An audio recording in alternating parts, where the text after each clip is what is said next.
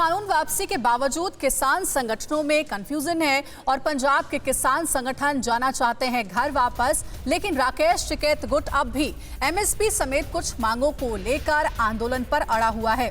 संयुक्त किसान मोर्चे ने आपात बैठक बुलाई है इस बारे में और कहा जा रहा है कि 1 दिसंबर को संयुक्त किसान मोर्चे की आपात बैठक में तय होगा कि आगे क्या करना है। एमएसपी पर कानून बनना चाहिए, ये संयुक्त किसान मोर्चा ने कहा, लेकिन अब किसानों के गुट में विरोधाभास नजर आ रहा है क्योंकि पंजाब के किसान चाहते हैं कि अब क्योंकि तीनों कृषि कानून रद्द कर दिए गए हैं सरकार की ओर से तो घर को वापस जाएं, लेकिन राकेश टिकैत अब भी अपनी कुछ मांगों पर अड़े हुए हैं।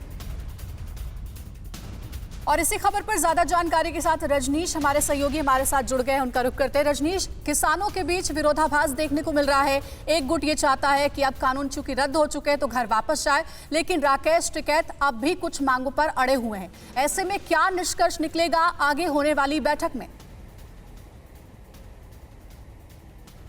देखिए, कल जो बैठक होनी है बताया जा रहा है कि वो बहुत महत्वपूर्ण बैठक है और कल ही ये तय कर लिया जाएगा कि किसान आंदोलन के लिए अभी रुके रहेंगे या फिर वापस चले जाएंगे, क्योंकि जो पंजाब के किसान हैं एमएसपी को लेकर उनकी कोई पुरानी मांग नहीं है।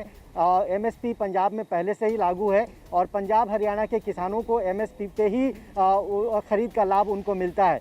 लेकिन जिस तरीके से राकेश टिकैत ने एक मोमेंटम क्रिएट किया था और जो नई नई बातें उनकी ओर से सामने आ रही थी, कहीं ना कहीं जो कंट्रडिक्शन है, जो विरोधाभास है, वो अलग अलग किसान संगठनों में उभर कर सामने आ रहा है। और कल जिन 32 जत्थेबंदियों की बैठक हुई थी सिंघू बॉर्डर पर, उन्होंने तय किया था कि वो वापस जाना चाहते हैं, लेकिन आनन फानन में राकेश टिकैत को सिंघू बॉर्डर वहाँ पहुँचना पड़ा। उनसे गुजारिश करनी पड़ी कि कम से कम 1-2 दिन और रुक जाएं और तमाम जो संयुक्त किसान मोर्चा से जुड़े हुए जो संगठन है वो आपस में तय कर लें और उसके बाद आगे का फैसला लिया जाए। तो कल की जो बैठक है निश्चित तौर पर बताया जा रहा है कि वो महत्वपूर्ण है और उसके बाद आगे की दिशा तय होगी कि राकेश टिकैत की बात मानी जाएगी या पंजाब के जो किसान संगठन है वो वापस जाना चाहते हैं वो वापस जा सकते हैं। बिल्कुल रजनीश, बने रहे आप हमारे साथ। इस वक्त हमारे सहयोगी मनीष झा भी हमारे साथ मौजूद हैं। और मनीष, जिस तरह हमने थोड़ी देर पहले अपने दर्शकों को बताया, 12 सांसदों के निलंबन का मुद्दा अब गर्माता हुआ नजर आ रहा है। आज ऑपोजिशन एक बड़ी बैठक करने जा रहा है। क्या रणनीति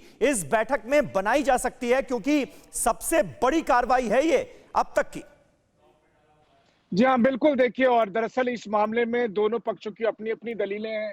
सरकार की तरफ से ये कहना है कि सदन की मर्यादा को बनाए रखना हमारी प्राथमिकता है और अगर कोई चेयर के खिलाफ अनुशासनहीनता करता है तो उसके खिलाफ तो ऐसे में वो कार्रवाई के लिए तैयार है।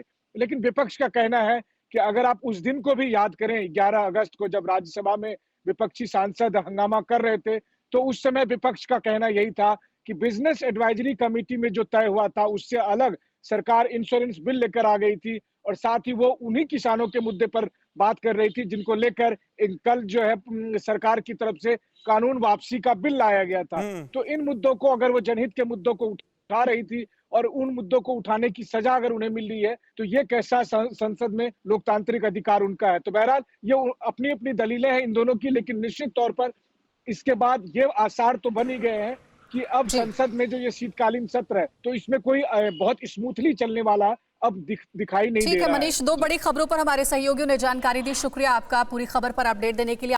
अड़ी सोमवार से शुक्रवार शाम 6 बजे सिर्फ TV9 भारतवर्ष पर।